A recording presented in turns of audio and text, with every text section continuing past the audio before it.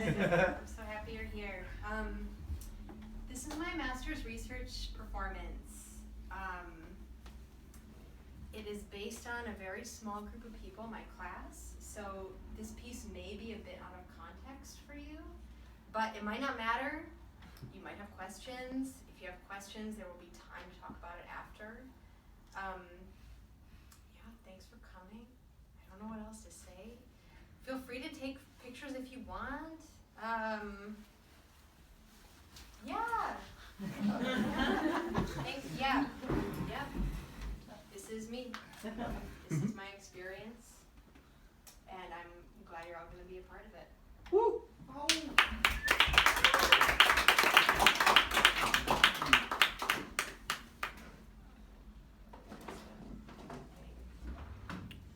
All right. Hold on. What's that? I'm not sure how to get this Some going. of this stuff? Oh yeah, all of it. All of it. It says no signal. I'm not sure why. Okay. There we go. There we are. Thank you.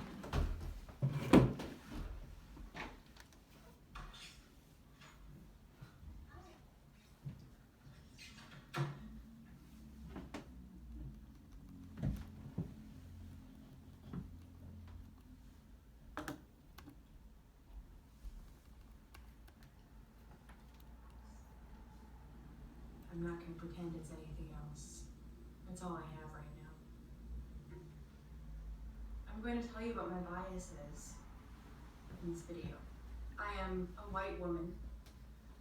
I am married to a man. I am straight performing. I am a queer woman.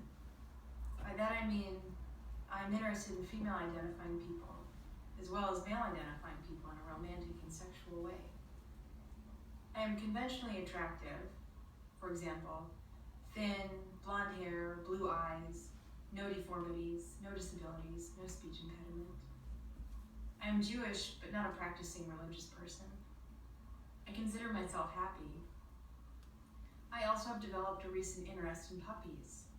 You may think this is obvious, but it is a recent development. I have an intact family that lives in Michigan, where I was born. I went to a prestigious and expensive liberal arts school for my undergraduate degree. I can afford to do a research project like this, as in, my parents saved money for me to go to grad school, and I had the mental and emotional space to invest in a research project that is not saving my own life or somebody else's. Lastly, I am sexually active with my husband only.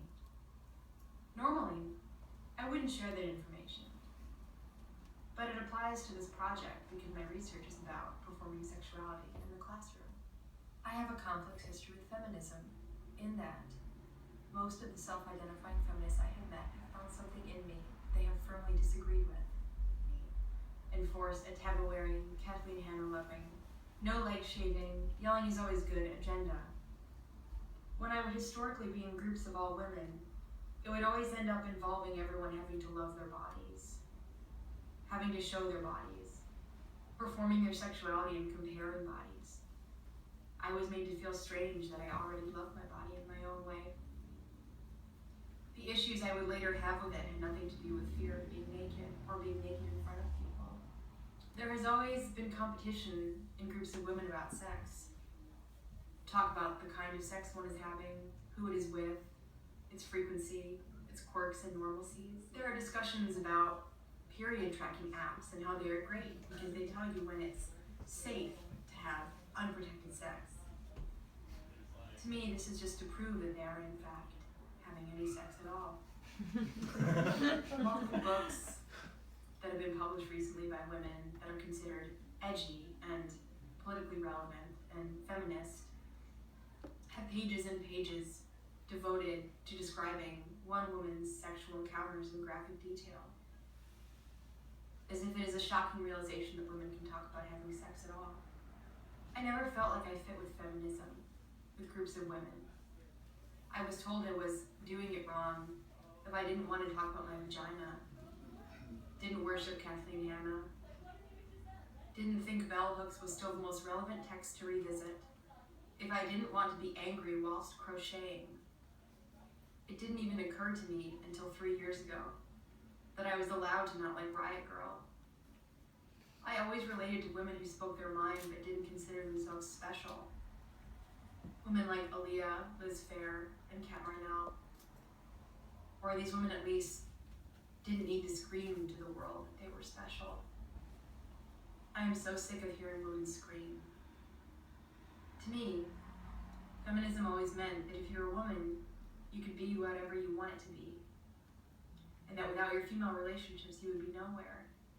There are a few things I believe in more than women helping each other, but it took me a while to learn that. My husband helped me with that. Now, this might make some of you angry. Some of you might relate to it. Some of you might not know what I'm talking about at all. To end this video, I will say, I don't like being in groups of women. I don't like groups. And I don't like being in groups of women. My entire cohort, besides one person, is entirely made up of women.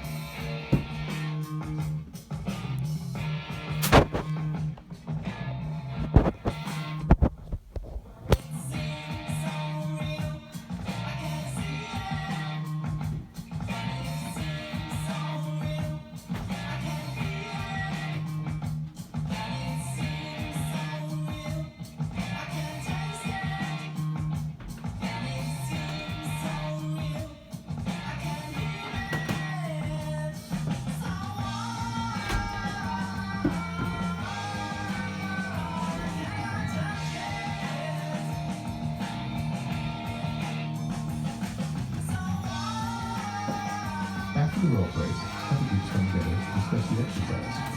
First, have the clients share their experiences, and then the therapists talk about what the session was like for them. What do participants find challenging and exciting about this role play? Finally, open up a general discussion on what participants learned about knowledge and approach to cognitive behavioral therapy. An alternative to this role play. An alternative is to role play for the whole group with one therapist and one client. The entire group can observe, acting as the advising team to the therapist before the end of the session. The entire group can observe, acting as the advising team to the therapist. Before the end of the session, have the therapist take a break, give feedback to the observation team, and bring it back into the session with the client. Other observers might like follow-up on what their therapist does and does not seem effective about our mission approach.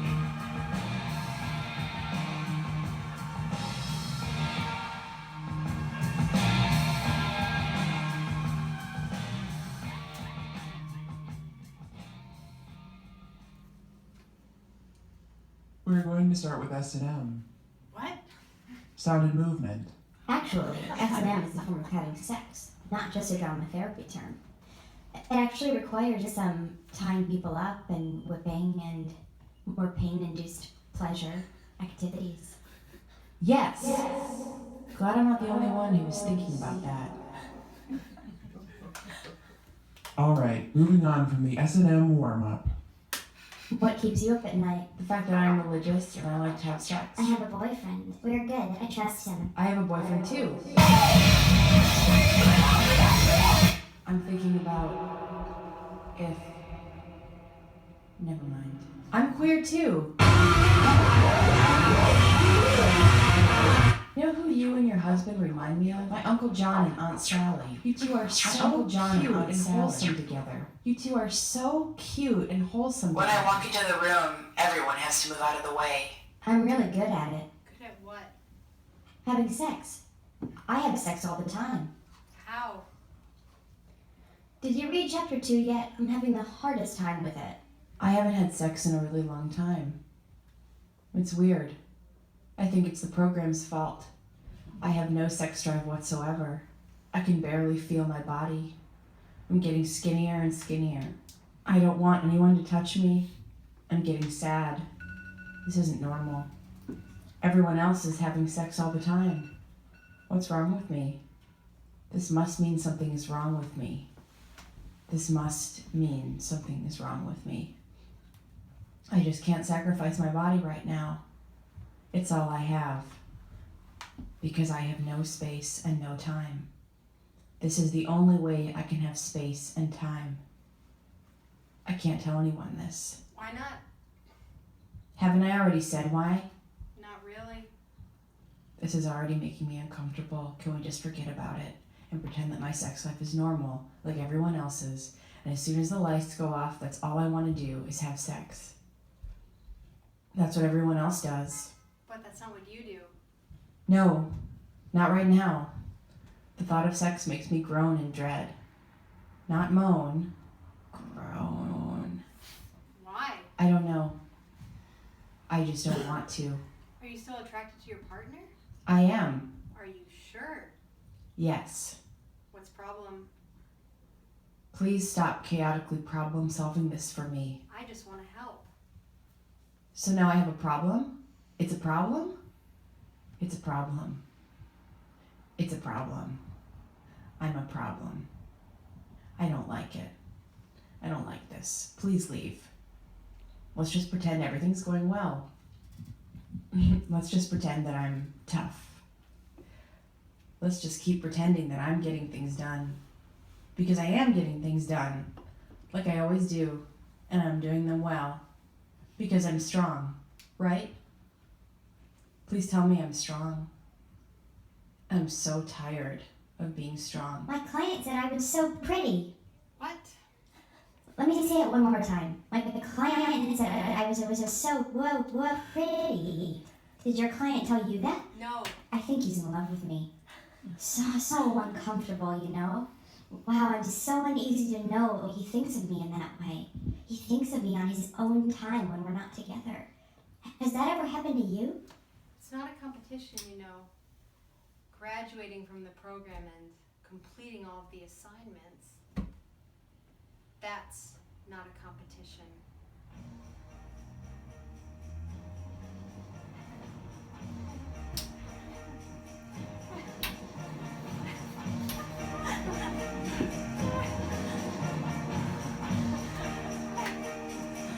I don't know anything. Everything's so confusing.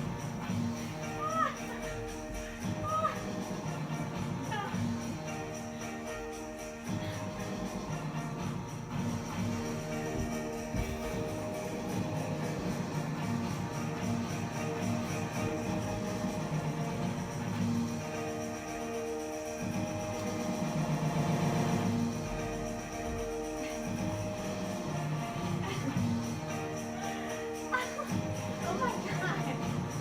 What did you say? That's so crazy. I'm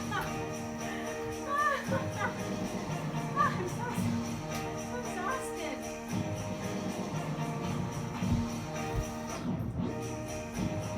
money do I have? None. What? Here. Doesn't interest me.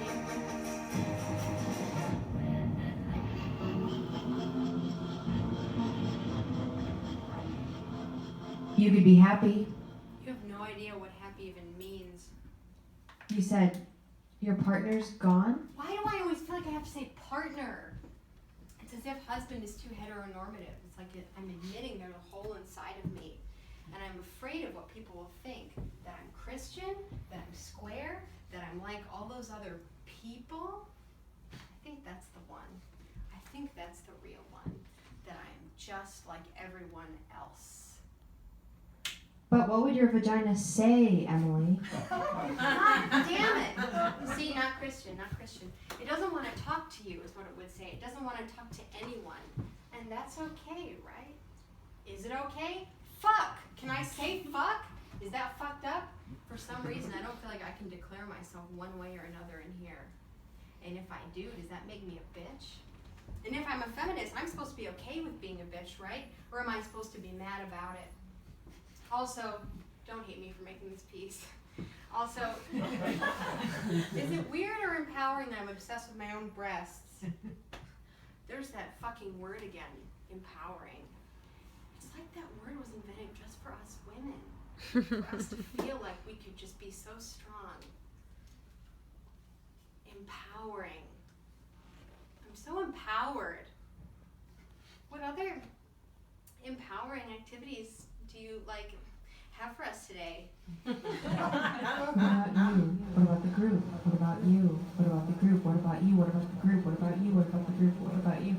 What about the group? What about you? What about the group? Are you a feminist? Are you a feminist? Are you a feminist? You're too nice. You're too nice. You're too nice to be a feminist. You second guess yourself too much. Are you a feminist? But sometimes you're mad at other women. What about you? What about the group? What about the group? Don't say too much. Don't say too much. Don't say too much. What about you? What about the group? What about you? What about the group? Don't say too little. If you say too little, you're going to be accused of not sharing enough. But if I share too much, then I've shared too much. It's like that thing that I learned about. It's like when the girls have the lemons and the boys have the lemons. The girls say that they too little, you're going to be accused of not sharing enough. But if the girls say that they want to take it back because they don't like the way it tastes, the boys say this is fucking disgusting. I have to have the same feeling all the time, or else it's too much, or else it's too much. What about you? What about the group? What about you? What about the group? Don't say too much. Don't say too much. Don't say too little, but don't say too much. It's a very, very, very, very specific balance of what to say, and you've got to get it absolutely right all the time. Absolutely right all the time. Don't say too much. Don't say too little. What about you? What about the group? What about you? What about the group? You're supposed to be a feminist. You can't get mad at someone in your cohort because you're a feminist. The person you can get mad at is a boy. Yes, I don't know. It doesn't sound right. But I'm not a feminist. But I am. I know I am. But I hate that word. What are most words? What about you? What about the group? I don't relate. I don't relate. I don't relate to anything. I relate to barely nothing. I don't relate. I don't relate. I don't do these things. I don't show off. I just listen to these things. I don't show off. And I don't show off. I don't show off my sexuality. How could I? How could I? It's because I'm not interesting. What? I don't know why I said that. I am. No. No history. But I'm blushing all the time. I can't share more. I can't share less. Should I play Claire's tape? It's not my tape, but I want to use it right now in the performance, but I'm second guessing myself. Maybe I quote something. Maybe I do something else instead. What about you? What about the group? What about the group? What about the group? What about you? What about you? No. What about the group? Everyone is so weird and hard. If they're nice, I get scared too, but in a kind of... But if you were comfortable with the weakness, then you would have played with it. What? I said if you would have been comfortable with the weakness, you would have played with it. You would have played. You would have felt like you could have played it up instead of laughing it away. You really do laugh. So many things away that you're not comfortable with. So this is my fault. Again. No, it's not like that. I think you know that. Then what's it like? Well, we all have our things. You have your things. You don't want to be seen as weak. I don't.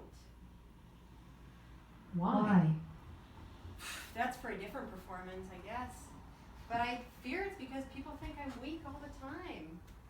I'm boring, useless. What the fuck? I know. What the fuck? What a useless thing to think about oneself. Well, you know. Don't beat yourself up about it. to beat yourself up about it. Okay. No, seriously.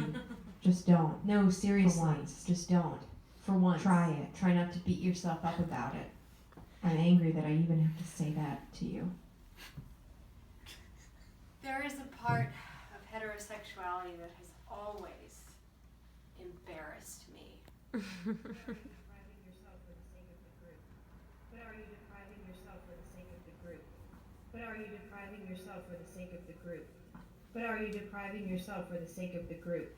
But are you depriving yourself for the sake of the group? But are you depriving yourself for the sake of the group? But are you depriving yourself for the sake of the group? But are you depriving yourself for the sake of the group? But are you depriving yourself for the sake of the group? But are you depriving yourself for the sake of the group? But are you depriving yourself for the sake of the group? But are you depriving yourself for the sake of the group? But are you depriving yourself for the sake of the group? But are you depriving yourself for the sake of the group? But are you depriving yourself for the sake of the group? But are you depriving yourself for the sake of the group? one day, I'm presenting a video of my client to my class, like I always do, like we have to do. And my client, 7 years old, female, has said something very mischievously, something that I didn't hear the day that we recorded it. The day I presented it to my class, I heard what she said. "You're ugly. You're ugly. You're ugly." And at that moment, I had felt proud, seen, confident. Like my client saw beyond my outer beauty, saw that I was different, separate. Like maybe I was better than all those other pretty girls. But I knew she was wrong. I'm not ugly. And as much as I want to identify as someone who is, I'm not. And this client, 7 years old, whether unconsciously or consciously, already knows that a woman's worth is based entirely on her outer beauty and desirability. This client already knows that the worst thing she could possibly say to me is, "You're ugly." Then it occurred to me. I felt the exact same way for the completely opposite reason. I was on a tour of my performance art with artists I respected and loved. We were performing in Washington, D.C., a place I'd never been before. And I had just finished my first year of grad school, so I was tired. I didn't practice.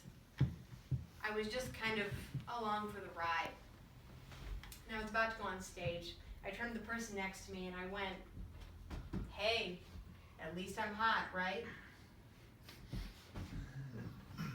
"What are you talking about?" I said, "At least I'm hot. At least if this performance falls flat, it's not very good, someone in the audience will be attracted to me and will pretend to like it anyway."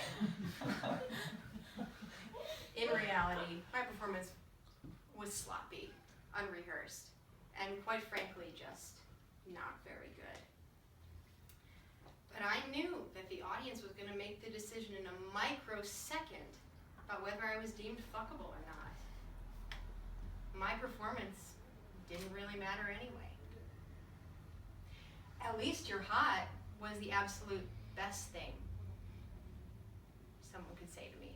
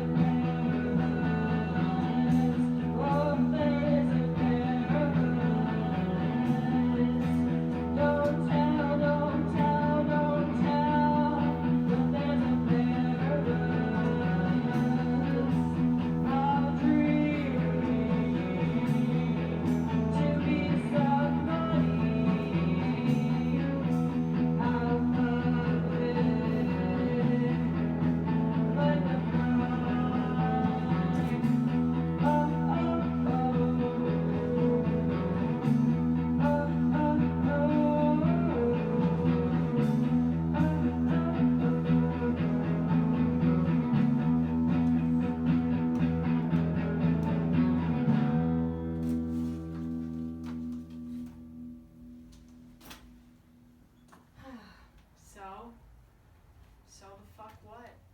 Who cares? What does this have to do with me as a drama therapist and my work with clients? You may have been wondering this entire time. Maybe you haven't. At times, I certainly have. I wanted to research performing sexuality in the classroom. What I ended up researching was something much bigger. I have been angry at the wrong thing the entire time. And by the entire time, I don't mean this performance. I mean my whole life. I watched that video of me performing my biases.